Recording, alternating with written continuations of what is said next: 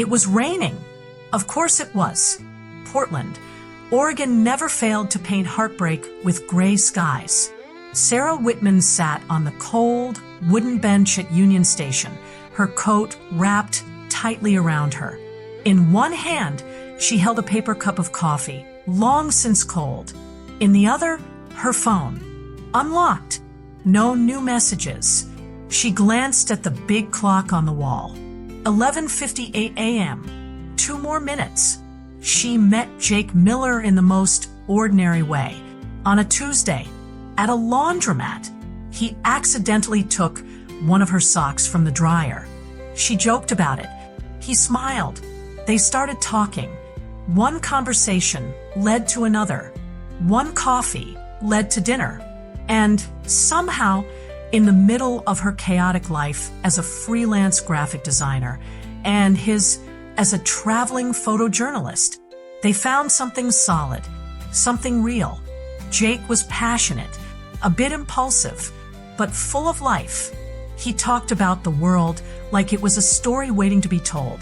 And Sarah loved the way he saw things. Differently, clearly, with heart. For over a year, they built a quiet little life together. Even with Jake constantly flying to different states for work, he always came back to Portland, to her, until one day he didn't. He had taken a job covering a story in Alaska. It was risky, a remote area, unpredictable weather. Sarah didn't want him to go. "It's only 2 weeks," he said, pulling her close at the airport. "Then I'll be back. Meet me at Union Station, noon. March 3rd. I'll take the train from Seattle. It'll be romantic."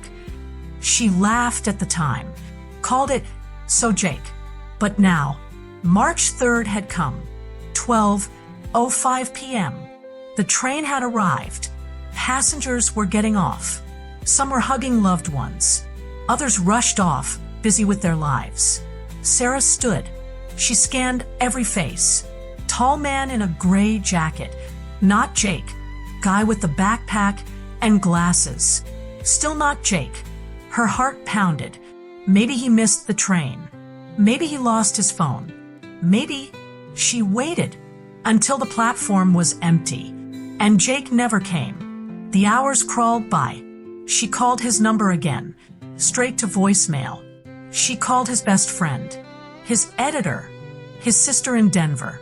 No one had heard from him in over a week. The next day, she got the call. His vehicle had slid off an icy road outside Fairbanks, Alaska.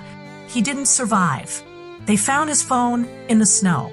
It had water damage, unsent texts to her, photos of mountains, sunsets, and one blurry but beautiful of Jake smiling beside a campfire.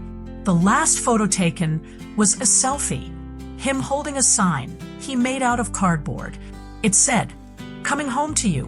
The funeral was small. Sarah didn't speak. She couldn't. A week later, she went back to Union Station. Same bench, same time, same rain. No train, just silence. And her. Over the next year, she kept returning.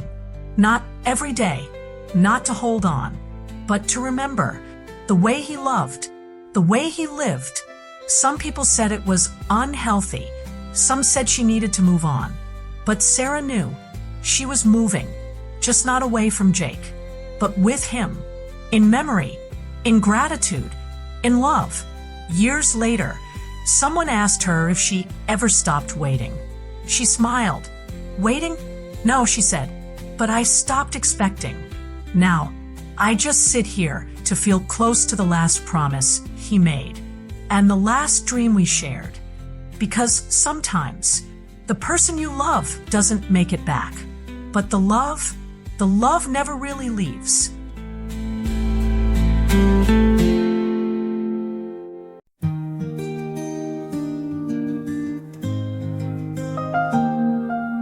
Rain fell soft on Portland streets. Her suitcase down, heart skipped a beat. Clock struck 12, the train pulled in, but not the one she dreamed he'd be in. faces passed, but none were his. She clutched her coat, remembered his kiss. A promise made beneath the sky, March 3rd at noon, you and I.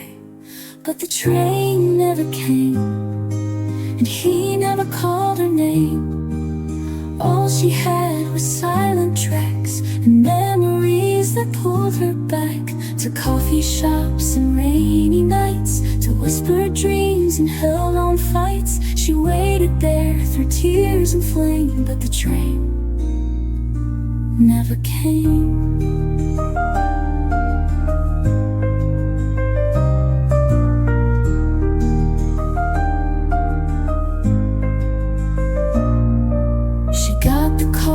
Day too late, a frozen road had sealed his fate. In his pocket, her last note, a photo blurred the words he wrote. Coming home to you, my light, even through the Alaskan night. But fate had drawn a different line, one that stole him out of time. Yeah, the train never came, still she sat there just the same. Every year on March the 3rd, holding on to his last words, to mountaintops he'll never see, to cardboard signs that said just me. She smiled through the aching flame, though the train never came.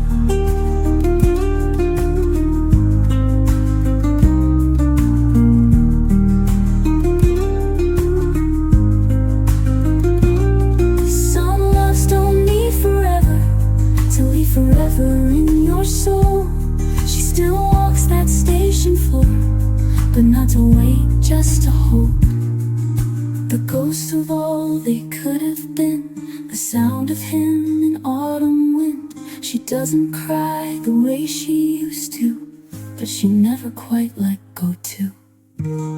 So if you see her by the tracks, don't ask her why she's looking back.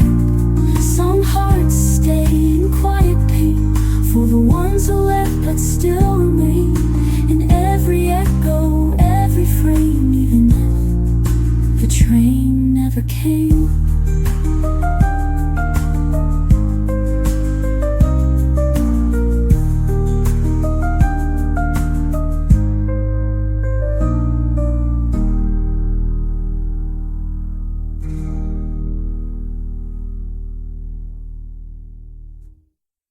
This is Love Radio, where hearts begin to speak, where memories and moments are everything we seek.